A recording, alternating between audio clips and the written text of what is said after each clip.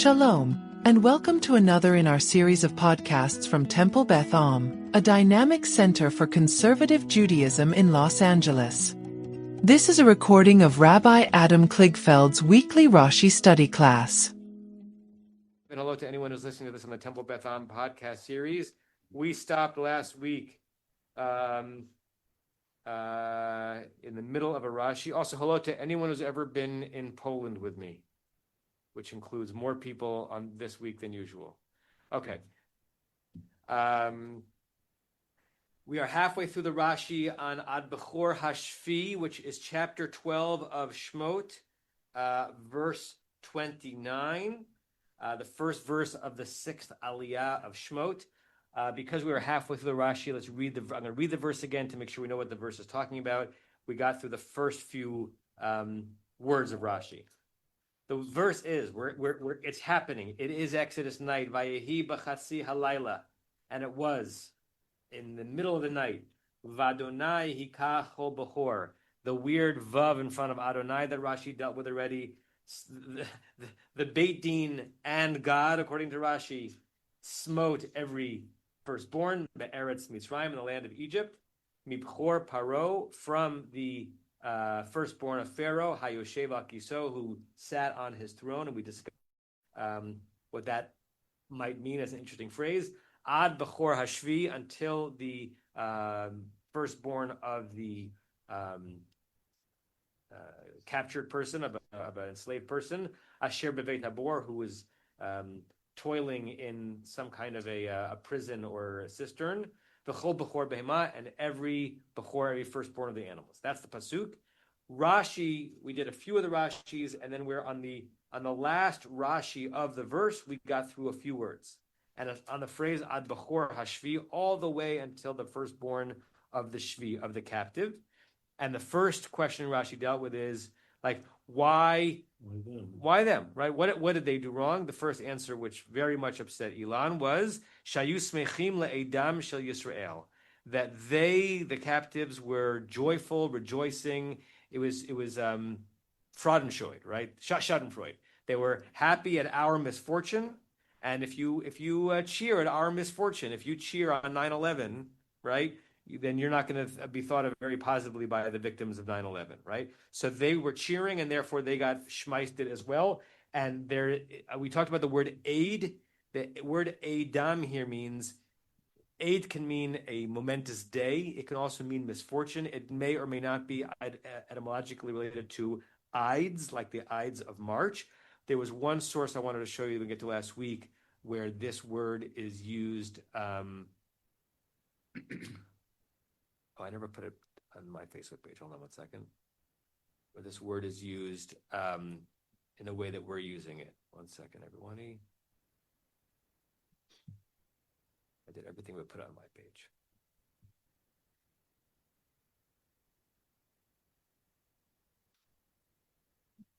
Okay. So I'm going to share the screen from a pasuk in the book of Proverbs.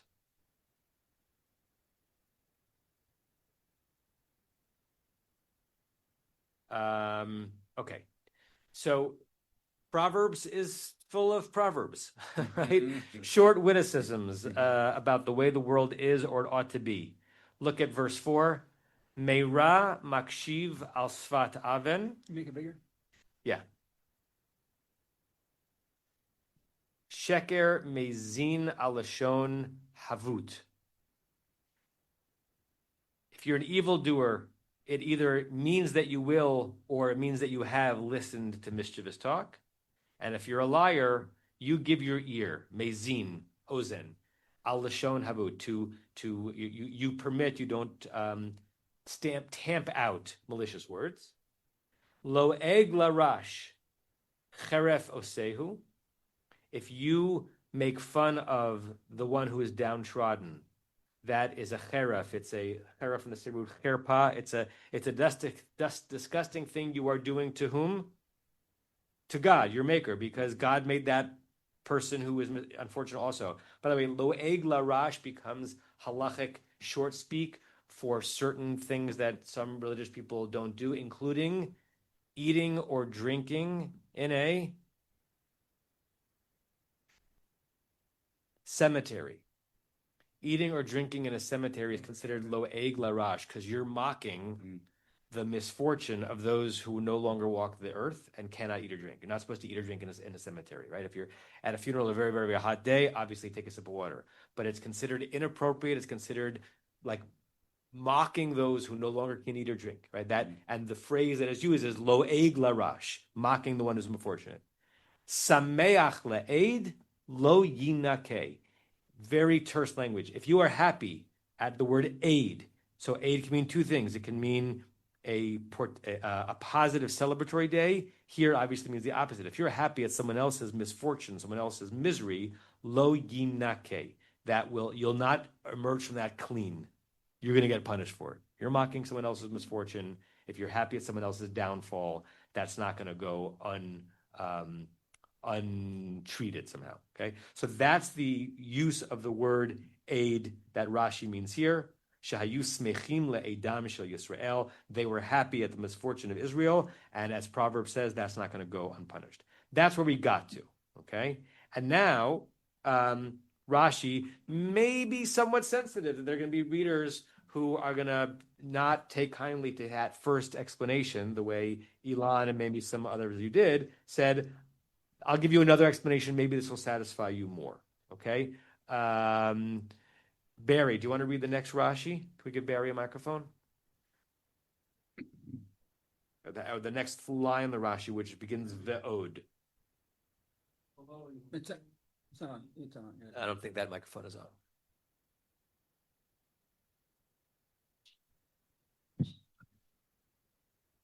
V'od shelo yomru. Yaretu Yaratenu Habranut Hapuranut. Okay, so another explanation Rashi says, why do those who are also captive by the Egyptians, why are they smitten? Shelo yomru, so they will not have the ability to say Yiratenu. This is the second time at least we've seen Rashi use this interesting usage of the root of the noun yirah in this way. What does yirah mean? Fear or awe. But it's being used here. It's like jumping a step in the meaning to describe the thing for which you have fear and awe, which is your God, right? So yiratenu would be putting in the mouths of the captives of Egypt who worship a different God, our awe, meaning the thing for which you have awe, our gods, so that they would not be able to say Yiratenu, our gods, Hevia, brought, Hapuranut, this calamity, right? If they're being stricken by it, then obviously they can't claim that their gods are responsible for it, right? So that, I don't know if that satisfies more or less an explanation for why Elon's hand was up very quickly. But that's Rashi's answer to that. We'll pause there, and then Rashi says one more thing on the verse. I see Elon, and then I see Norm.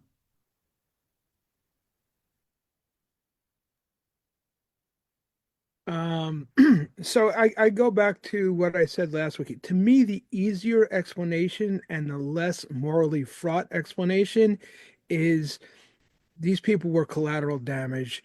A catastrophic event is happening, and sometimes innocent people die in a response in a catastrophic event. It's a shame, but it happens, right? And I don't know why Rashi or any other commentator doesn't fall back on that. It's easy. It's less morally problematic, and it just seems to me a more acceptable answer. And as we discussed the last several weeks, it's very hard, and maybe this is a good thing, to have this conversation on these verses on this topic with the particular headlines that we're living through right now, right? What is the best way to explain why children die in a war? Right? There's no good way to explain it, right? What's the least morally problematic way of explaining why there are more dead 9-year-olds in Gaza today than 3 months ago? There are. That's undeniable. Right? And everyone's attempt to explain why that is eventually hits a very unsatisfying or morally defunct wall. But it's also the case that children die in war. Right? So Why Rashi and others didn't go that direction, I don't know. I don't know the language of ethical warfare they spoke about. I don't know what they confronted, right? I don't know. Rashi didn't have CNN. Rashi lived through. I don't know why there's now. Are you hearing the feedback again? Yes. It's not my computer this time. Just turn that mic off a second. Yes. Turn it off. Turn it off. Okay. Can you bring the microphone closer to you a little bit? Yeah. This has been terrific so far today. So, what Rashi lived through the Crusades, sweeping through France on the way to, the land of Israel. He saw several terrible things happen. I'm not sure what he lived through, confronted, knew about, read about, how to limit civilian casualties in an active war. So I don't know if he has even the context for this conversation we do. And he's also just trying to make sense of why it is the Torah, in both why the story includes the death of the Shvu'im, the other Shvu'im of the Egyptians, and why the Torah felt the need to include it. And I don't think any answer he could have given would have been fully satisfied. But if we use your example of the 9-year-old deaths in Gaza, right? I'm sure there are some extreme radicals who say, well, you know what, it's justified.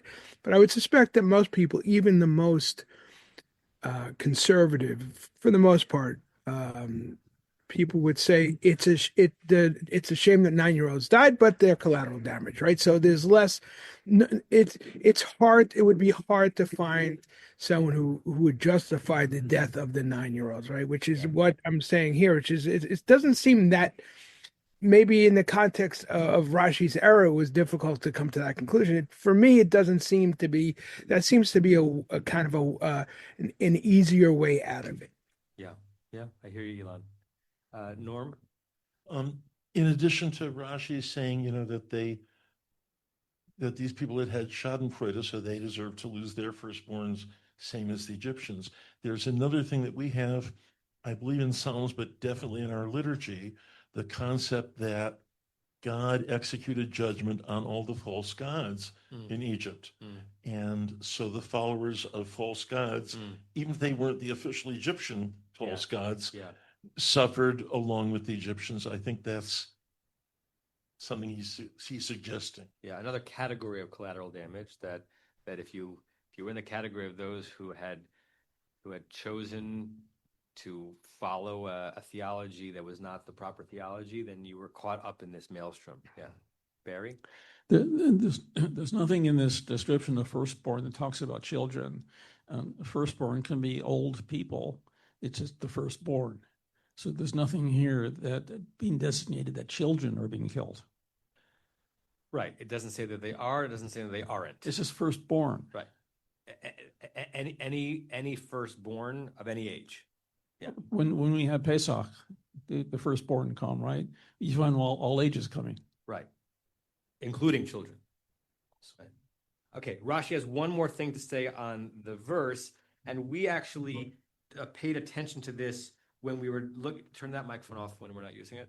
We paid attention to this when we were got to the verse that he's going to be comparing this to. So everyone keep your finger there and look at chapter 11, verse 5.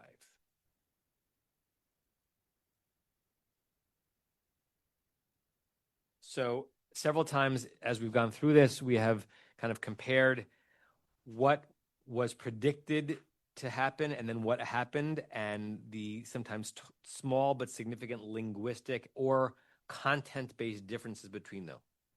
So when Moshe is giving the threat of the 10th plague, chapter 11, verse, let's go back to verse 4. Vayomer Moshe, Moses said, Ko amar Adonai, this is what God said. Kachatzot halayla, we talked about that at length. Why is it kachatzot, ka, as opposed to bichatzot halayla? Something like the middle of the night, right? This was a way of, making Pharaoh not even be able to know exactly what was happening. Ani yotzei b'toch Mitzrayim, I, God, am going to emerge amongst the Egyptians. Umeit kol bechor, every firstborn will die. Be'eretz Mitzrayim, in the land of Egypt. Mibchor paro, from the firstborn of Pharaoh, Hayoshe Kiso, who sits on his throne, Ad Bechor Shivcha, right? This verse has Shivcha, our verse has Shvi. What is Shivcha? Yeah, a female servant or slave, right? And what is a Shvi? A captive, right? Now we might think, my banana, what's the difference between them? But one of them is someone who's kind of doing labor for you against their will in servitude. Not that that's a good thing at all. And one of them is actually been taken captive and is, just suffering somewhere in squalor, right? So in the anticipation of it, the two sides, the merism, if you will, are all the way from the firstborn of Pharaoh to the firstborn of every maidservant, even the ones who are slaves, right? And then in ours, when it actually happens, Ad Bechor Hashvi, right, to the firstborn of the captive. Okay, Rashi picks up on the fact that has changed, and look what he says. And it's back to you, Barry. You're reading this, and you got to turn the microphone on again. Are we still 11:5? No, back to the last few words of our Rashi. Bechor hashivcha. Bechor hashvi v'cholol chaya shecharei mana min hashuf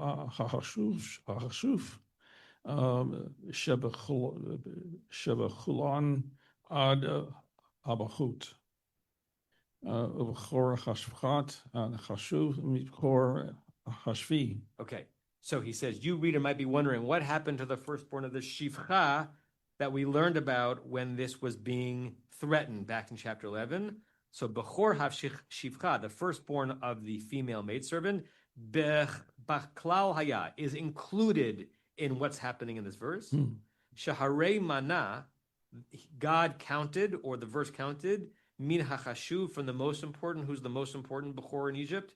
Shebechulan, the most important of all, Ad Hapachot, all the way through the person with the least amount of status. And according to this, which person who has the least amount of status in this society? Slave girl. The captive in prison. Even less than The maidservant, right?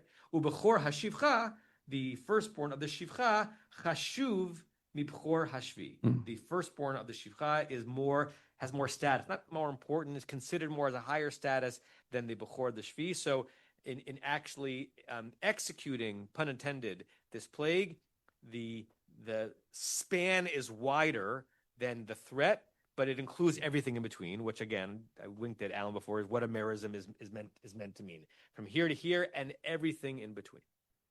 Okay? Yes, Joel. Doesn't explain why God increased the plague from the threat to the actual occurrence. Correct. So what are your thoughts? But Rashi is explaining that if you're wondering where the Bechor of Shivcha is, it's in there. Rashi doesn't explain why the threat did include Bechor Hashvi. That is correct. I don't think Rashi said anything about that there. Let's just see. 11:5. It was 11:5? No. Yeah, 11:5.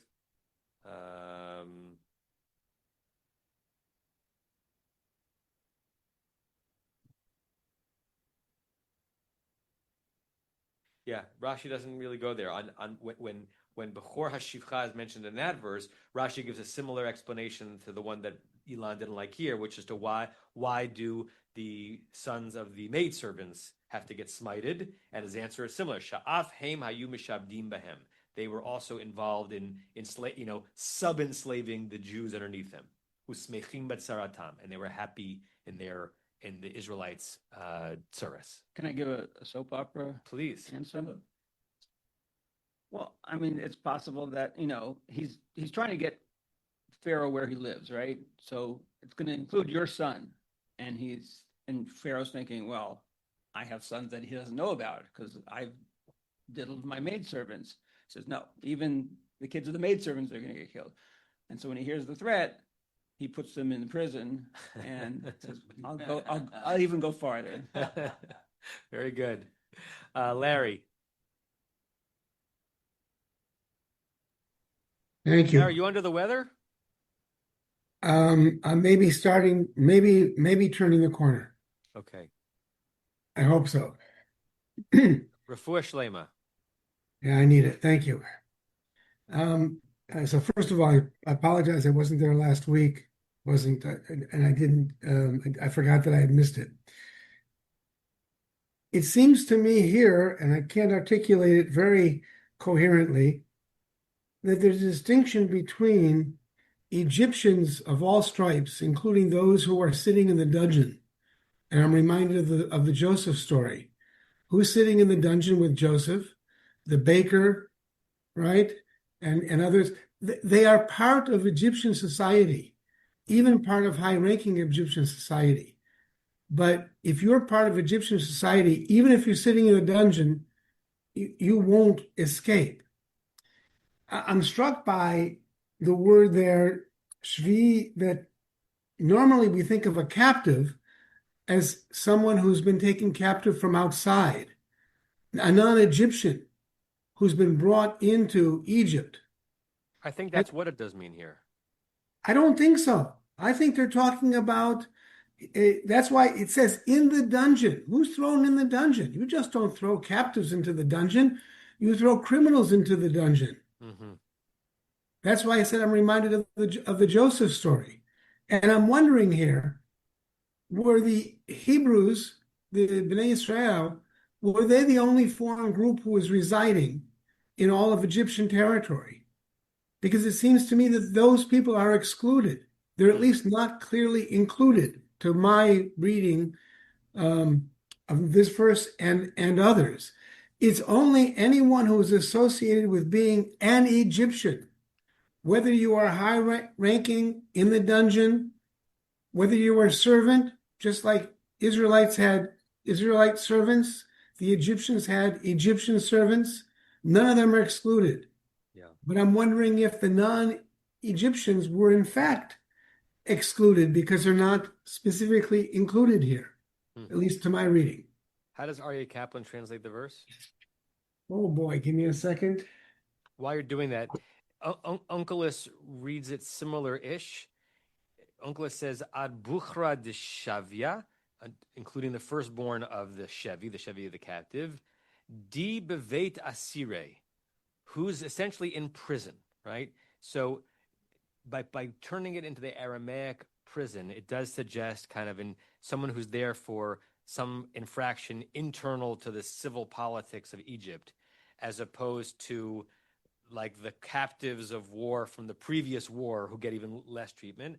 I've always read this as captured, not imprisoned, but doesn't mean that's correct. So how does Kaplan translate it? It was midnight. God killed every firstborn in Egypt, from the firstborn of every firstborn in Egypt, from the firstborn of Pharaoh sitting on his throne to the firstborn of the prisoner in the dungeon, as well as every firstborn animal. And I'm just looking here at the altar, who has, and it happened at midnight that the Lord struck down every firstborn in the land of Egypt, and the firstborn of Pharaoh sitting on his throne, to the firstborn of the captive who was in the dungeon, and every firstborn of the beasts. Yeah. And he only comments on dungeon. The literal meaning of the Hebrew is the house of the pit. Beit Habor, yeah. Yeah. Listen, I don't know if we can resolve this, with any objectivity. We know what the word shvi means. That doesn't mean we know exactly what the verse is trying to tell us as to how far this stretched, nor is it even obvious to me that internal civil prisoner in prison, like for Rashi's argument to make sense, shvi has to be lower than shivcha, right? I would think that the cupbearer sitting in the dungeon is of higher status than the enslaved woman, right? So Rashi seems to think that shvi does not mean that.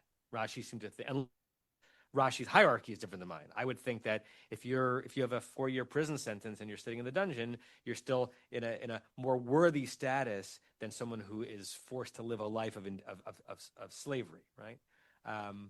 We have to leave it as a teku. Barry? I think that our perspective should focus on the nature of what firstborn means, not who's firstborn, but what is firstborn.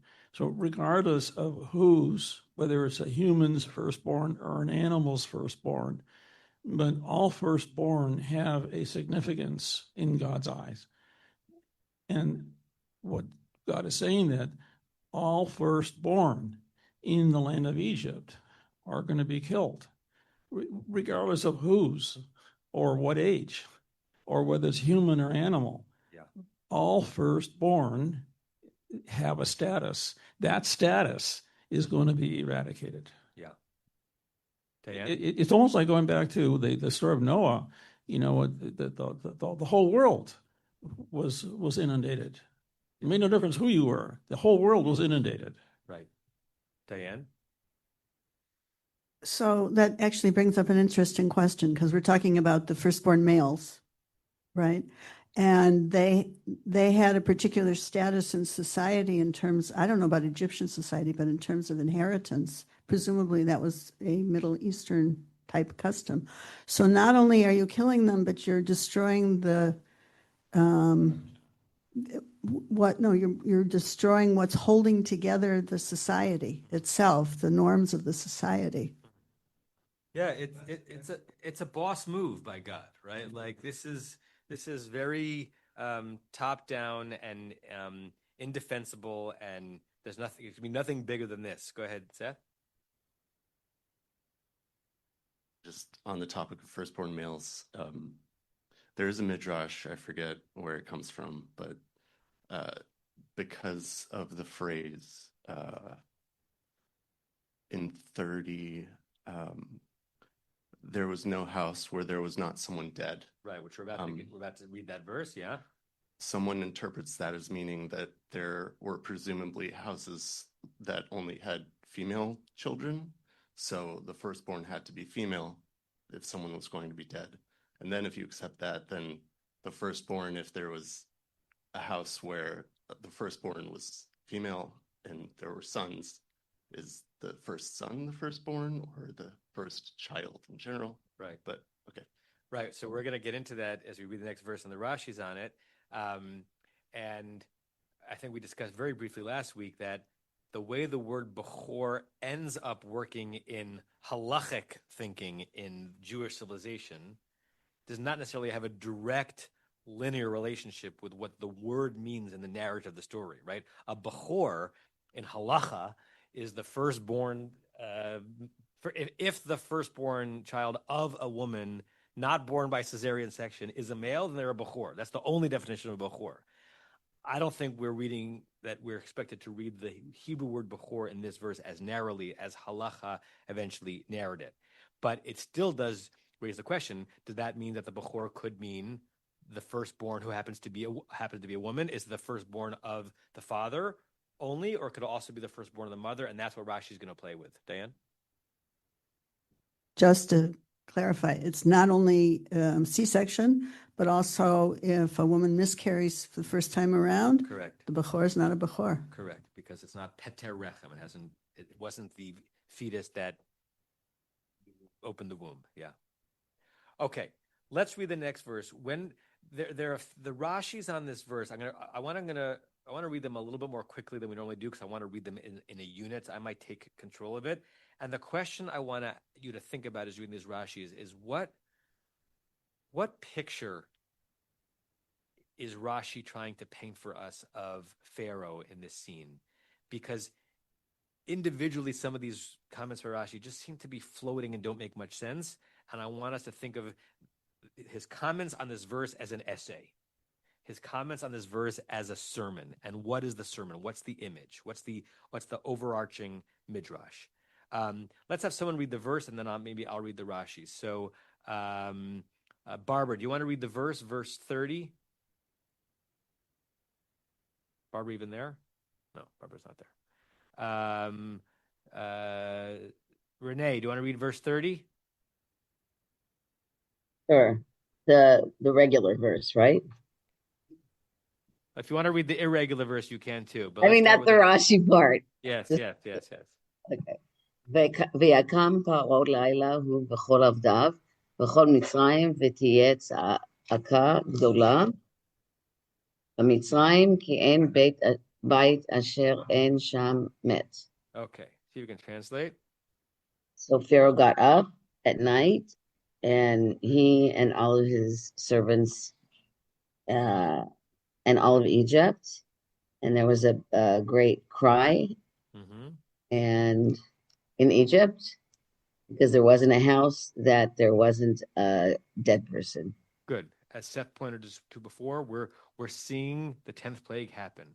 And it's another verse where there are no hard words. If you know basic Hebrew and grammar, it's not hard to translate this. The question is, what's the full force of the verse? Vayakum, from lakum, he got up. Who got up? Pharaoh. All of a sudden, this word Lila, he got up night.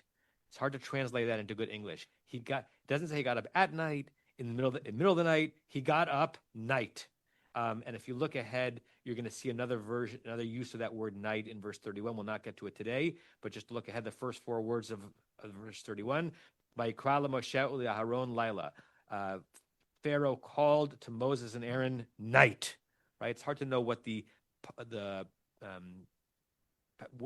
use of speech. What's the phrase? The part of speech that the word Lila is in that verse.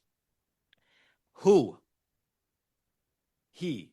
Well, we already know it was he, but when I said he, after that I meant the English he, not the female, not the feminine he.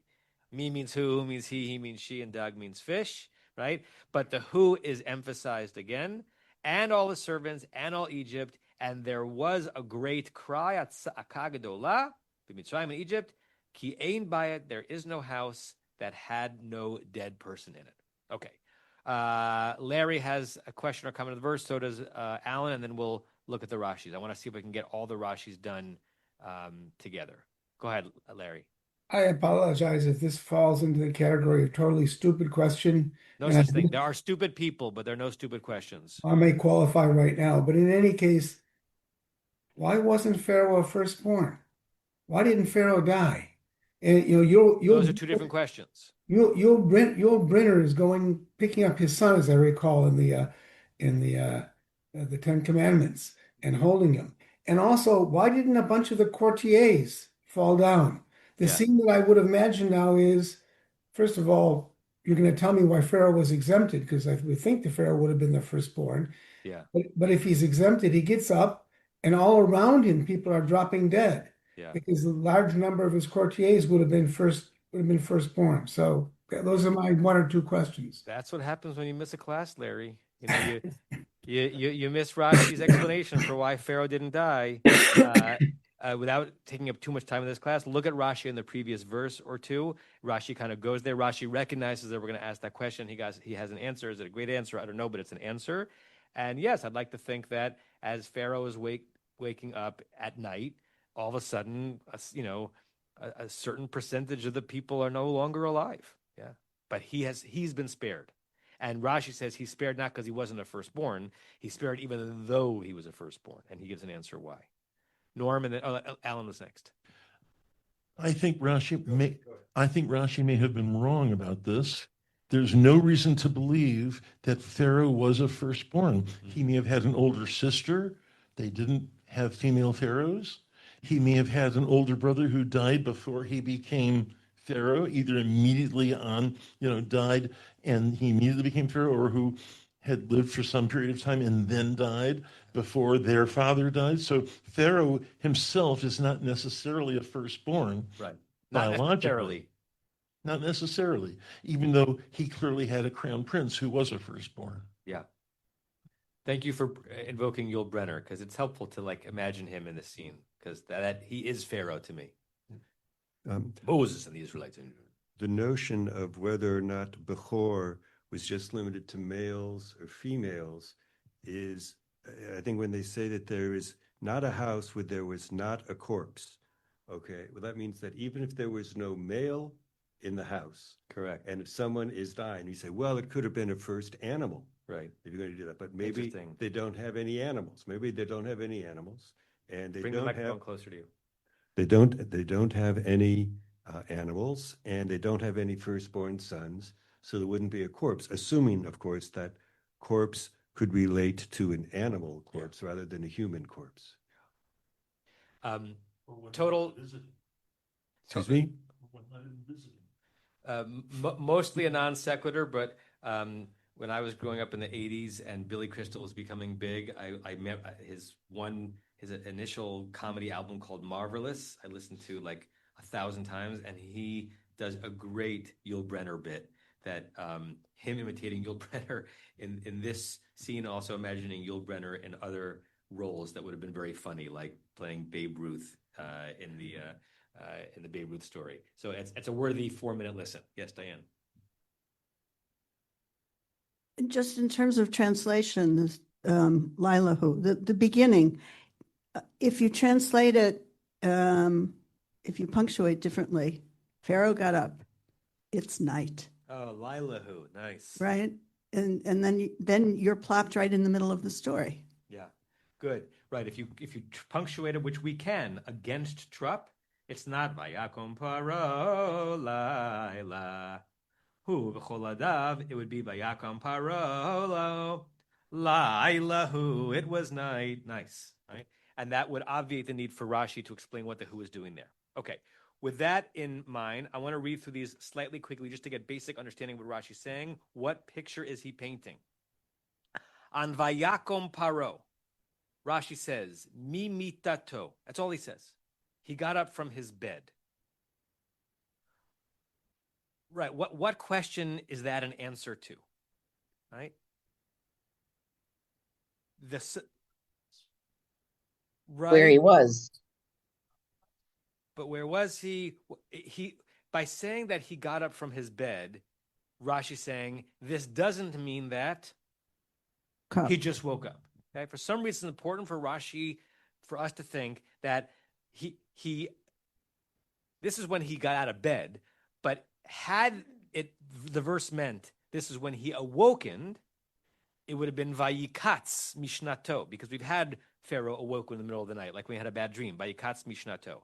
So point one is, reader, don't think that he was in a deep, peaceful slumber and he woke up at midnight. He was awake, but at midnight is when he got out of bed. Next one, Laila. Rashi says, Velo kederach hamlachim b'shalosh shanot bayom. And not like the way of kings. He's speaking very tersely here. Literally in the 3 hours of the day. What's that a reference to? Rashi, again, knows rabbinic literature by heart and sort of assumes that his readers do as well. And I want to show you what he's referring to here. So there is a Gemara in Masechet Brachot. This is in the first few pages of the Talmud, where the Mishnah is talking about how early can you get up and say the Shema. And it's an interesting halachic conversation. They're talking about, when you can distinguish between sky blue and leaf green, and that's the case to this day. Like we actually rely on that when we do our Shavuot morning minyan. Like we can't start davening until, and you can't get to the Shema until if you looked at the way the halacha is decided is between blue and white. If you cannot distinguish between the tchelet in your tzitzis and the white in your tzitzis, it's too early to say Shema. Okay, Rabbi Yeshua says one may recite the morning Shema until 3 hours of the day. What does 3 hours of the day means? 3 halachic hours, which means 1/4 of the daylight hours, which means that if sunrise is at 6 in the morning and sunset is at 6 p.m., which happens occasionally throughout the year, then you could say the Shema until 9. Okay, why? As that is the habit of kings, to rise at 3 hours in the day, meaning the halacha was set so that even the most lazy, privileged, luxuriated people, the kings, who don't get up till 9 in the morning or whatever 9 in the morning is, it's a different time of day based on the season, right? That they can get up, because no one sleeps later than kings, obviously, and kings don't sleep later than 9 in the morning, and we shouldn't have a halacha that means that kings always sleep through the morning Shema, right? Chabad has not heard about this because Chabad start their davening at 10 o'clock because that's the earliest they can serve alcohol to their college students. Okay. So what Rashi's saying here is that when the reason why the verse emphasizes that he got out of bed at nighttime is that he was not like those kings who slept until 9. Right? So that's two things he said. Just hold the thought.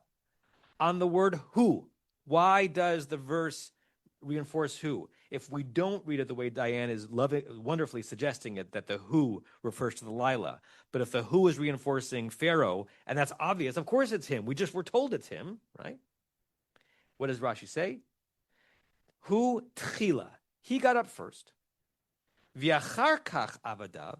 Only after he got out of his bed and started walking around did his servants get up. And how did they get up? Melamed, this teaches us shehu, meaning Pharaoh. Mechazer al batei avadav. He was going around door to door, knocking on his servants' homes. Uma'midan, and tell them to get up. Okay, so now there are 3 images so far that Rashi's given. That he had been up in the middle of the night. He got out of bed not like a king normally does at 9 in the morning. And the who means that he himself was running around waking other people up.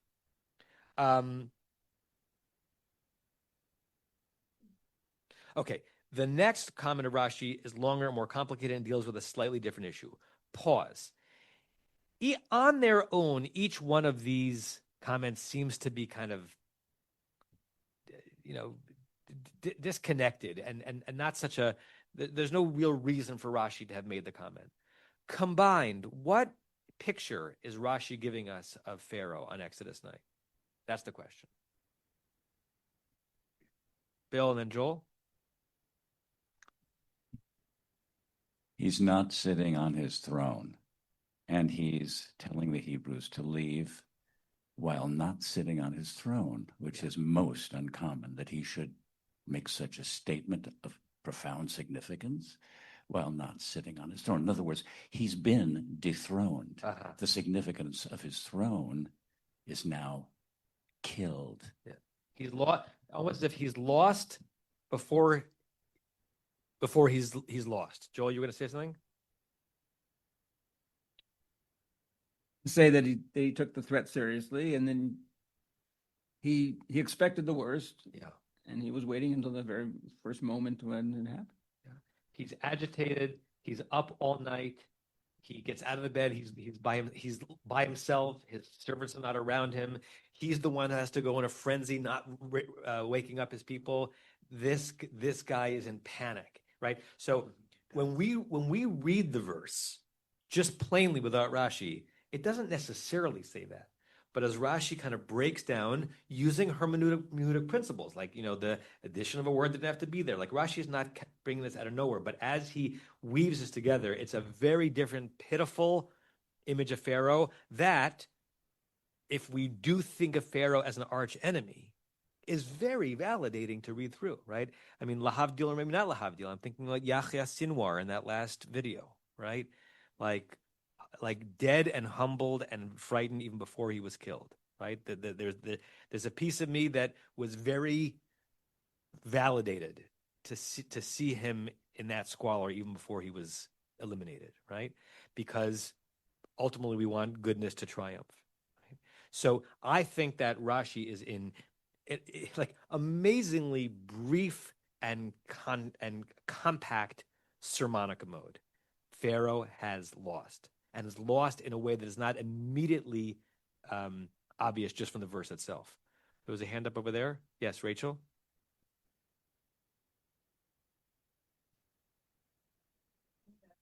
Turn it on. Is it on? Yeah.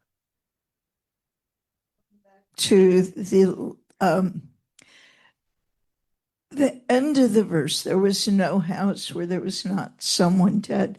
The picture you're painting of Pharaoh running through the palace, waking other people up, is like Pharaoh is the only one, or the first one. Inch away from your mouth.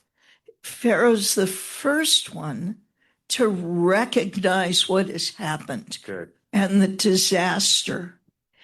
And then where the verse says there was no house where there was not someone dead, the camera pulls back. Oh, good. And we see the whole city with people wailing and screaming. Yeah.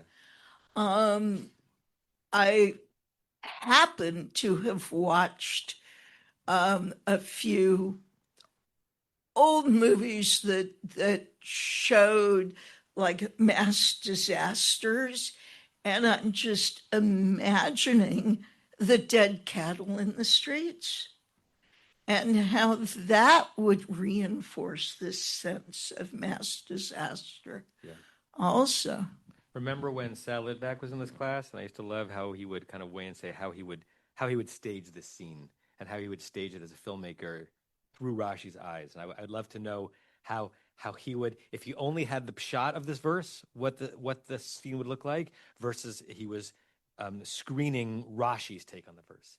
I see Larry's hand and then Norm's hand, and then maybe we'll have time to finish the Rashi. Go ahead, Larry. So this goes to some extent against Rachel's reading. What Rashi's doing here, and I think this is unusual for Rashi, but you'll tell me if I'm wrong, he's actually giving the stage instructions.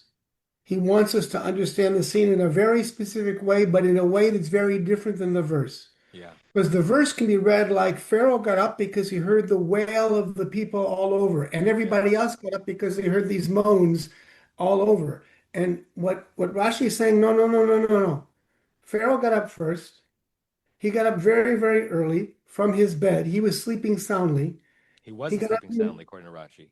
Yeah, I'm sorry? According to Rashi, he wasn't sleeping soundly. He was already awake. This is just what got him out of bed. Okay, well, he got him out of his bed at early in the morning, and he then was the one that goes and knocks on the doors of all of his servants. He wakes them up. They're not awakened by the wail of the people. Yeah. And that's completely in contrast to the verse. Correct. He, as someone said this before, maybe it was Rachel or someone else, that for a few moments we get to imagine that Pharaoh has to confront this terror all alone. All alone. And that's, I like that too. So much in literature and in movies, when it's done well, we actually see the evildoer or the villain in that moment before he meets she meets their demise or their end. I'm actually, yeah, this is very trivial, but I'm thinking of one of the Jack Ryan books where the Ayatollah who is the villain, and he's on the phone speaking to Jack Ryan just before the bomb is about to blast him to smithereens. Yeah. It's described in great detail. Diana was sitting there; she could describe the scene, but that's what we're kind of seeing here. Yeah. Norm? With an ordinary calamity, somebody who is some sort of a first responder is awakened by a fire or an earthquake or something. Their first thought is going to be to make sure the people in their home are safe for now, and then they're going to go off to do their duties. Yeah. And Pharaoh's servants, high and low, are no different. The first thing they're going to do is to check on their immediate family, and then they're going to go and offer their professional assistance to Pharaoh or whomever. In this case, however, they get stopped at that first step because there's a firstborn in their household who has died. Some of them themselves may have died, but certainly there was a firstborn in each household that died, so they don't rush off to Pharaoh, Yes. and that's why Pharaoh has to go looking for them. Yeah. And it does then leave us with a question of what got Pharaoh out of bed? What did he, like, it's what it seems to be that Sa'aka Gdolah, the great cry in Egypt, is not the thing that got him out of bed, because the Sa'aka Gdolah happens after he's out of bed. But that was mean. It was that was mean. It was just his worry and his panic and his nervosa, and he couldn't sleep, and sometimes when you can't sleep, everything is fine, and sometimes when you can't sleep, nothing is fine, right? What's Mary? Maybe when the whatever it is which goes around to kill the firstborns, maybe it just shook, like giving a little shake to a body or something, just a little shock to Pharaoh. He didn't die, but he got that shock, and then it went away. So he knew he was spared, and that woke him up already. Let me try to get through this last Rashi so we can end this scene, and then we'll pick up next week. By the way, speaking of next week, it is Elul. I usually take a break from this class from towards the beginning of Elul through Sukkot. I'll teach next week, and then I will pull back so I can focus on Yamim Noraim. I'll check in with Leonard to see if he's available to teach in the interim, and I'll put everything in the Rashi Zone. So Rashi I will be here teaching next week, but after that, it'll be Leonard or no one. Okay, so on the phrase ki ein beit asher ein mate.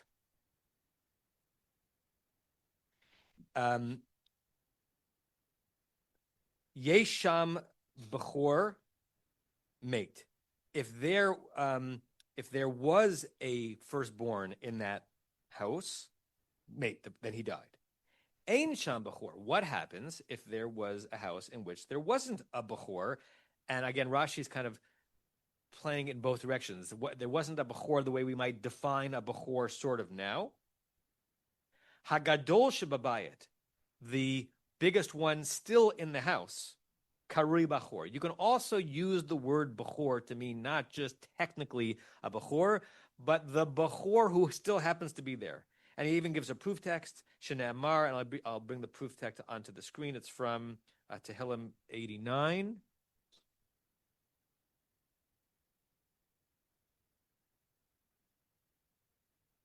From 89:28. It's not the best proof text that he's bringing, but he's basically saying that there was a scene where God is willing to call David a Bechor because David is calling God father, right? Hu yikreini avi. Look at verse 27. He, meaning King David, will call me my father. Aviata. Eli, my God, V'tzur Yeshuati, the rock of my salvation. And then God says, Af ani, even I, God, Bechor etnehu. I'll give him the honorary title of Bechor, honorary doctorate, right? Elyon l'malchei aretz, because he's bigger than all the other kings. So Rashi says, if God can call David a Bechor, then God can also refer to people who were not technically Bechors in the Egyptian homes, Bechors, and so they died too. Devar acher. And this is, again, Rashi's, I think, enjoying painting a non-obvious, non-necessary picture of Egypt for our satisfaction, maybe even for our titillation. Devar acher. Mitzriot mizanot tachat balehen. This is basically saying, Rashi saying, Egyptian wives were whores. They were mizanot. They were prostituting themselves underneath their husbands, meaning without their husbands knowing it, behind their backs. The yoldot, and they'd give birth to many, many, many people. Meravakim, from other single men, which means that in a given home, if an Egyptian was married to a man, they had a bechor, and unbeknownst to him, she had 5 others, because she was sleeping around, and with each of those men, she had a child, and therefore all of them were potential bechors. Ravakim Ptuim, from available bachelors. Hayulahem bechorot harbeh. Therefore, all those known and unknown unions had many firstborns. Upamim hem chamisha lisha achat. Sometimes a woman would have 5 different firstborns. Not her firstborns, but she had firstborn a male. The kol achad bechor la'aviv. Each one of them a firstborn to their father. I mean, Rashi's on a rampage here, right? Pharaoh is defeated and pitiful and lonely, and Egyptian women are prostitutes, and we're leaving Egypt, right?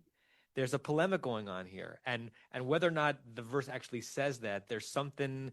I don't know. I kind of want to give Rashi a hug or pat him on the back, or kind of almost thank him for allowing us to. Without doing anything, we triumph a little bit, have a little bit of like the sense of the victor over the people who oppressed us for generations. Elon, last comment. Yeah, I don't know. This is I would not want to give him a hug on this one. I think this is unbelievably misogynistic. It's based on nothing, as far as I can tell. It's not like there's some historical reference or there's some reference to the Egyptian women sleeping around. It kind of, for me, pulls it out of his ass, and it's gratuitous. Yeah, it is gratuitous. The part that he's not pulling out of anywhere is he's trying to solve the problem in the verse. How could it be that that there was no single house that didn't have a Bechor? And he's trying to solve for it. And the way he's choosing to solve for it here is to paint a picture of Egyptian society that's unsavory, that's uncomplimentary, and that makes us feel superior. And it's a cheap win because nothing actually happens.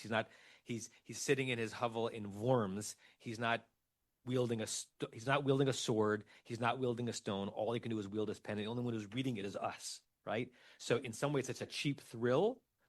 And I think the Jews of France and Germany in the 11th century needed that cheap thrill to see their enemies who were not weak as weak, to see their enemies who were not experiencing a downfall as experience a downfall. But we can psychologize Rashi further next week. I got to run to a Zoom. Be well, everyone. See you next week. You've been listening to another in our series of podcasts from Temple Beth Am, a dynamic center for conservative Judaism in Los Angeles. If you enjoy these podcasts, we invite you to write a review on the Apple Podcast website or wherever you get your podcasts. For more information on Temple Beth Am, Los Angeles, please visit www.tba.la.org.